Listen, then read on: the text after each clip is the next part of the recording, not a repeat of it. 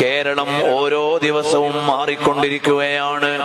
നമ്മൾ പണ്ട് പറയാറുണ്ട്, കേരളത്തെ കുറിച്ച് പറയാറുള്ളത് ഗോഡ്സ് ഓൺ കൺട്രി എന്നാണ്. എന്നാൽ ഇപ്രാവശ്യം പാർലമെന്റ് സമ്മേളനത്തിന്റെ അടുത്ത ദിവസം ഒരു ഇംഗ്ലീഷ് പത്രം എഴുതിയത് ഗൂൺസ് ഓൺ കൺട്രി എന്നാണ്. എന്ന് പറഞ്ഞാൽ നമ്മുടെ കേരള സംസ്ഥാനത്തിൽ അനാവശ്യങ്ങളും ലഹളകളും കലാപങ്ങളും എന്ന് മാത്രമല്ല, ലഹരിയുടെ പേരിൽ എത്രയെത്ര കുടുംബങ്ങളാണ് ക്രൂരമായി കൊല ചെയ്യപ്പെടുന്നത്. എല്ലാം മറന്ന് ഉമ്മയെ അനുജനെ അതാ ഭക്ഷണം വാങ്ങിക്കൊടുത്ത് സന്തോഷിപ്പിച്ച് ഉടപ്പിറപ്പിനെ കൊന്നുകളയുന്ന ക്രൂരതയിലേക്ക് കേവലം കൗമാര യൗവനങ്ങളെ നയിച്ചു കൊണ്ടുപോകുന്നത് നമ്മുടെ നാട്ടിൽ വ്യാപകമായി ഉപയോഗിക്കപ്പെടുന്ന ലഹരിയാണ്.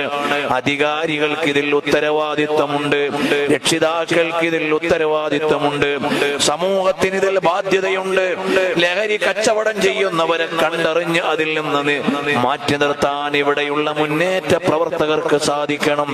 അധികാരികൾക്ക് ശക്തമായി നിയന്ത്രിക്കാൻ കഴിയണം.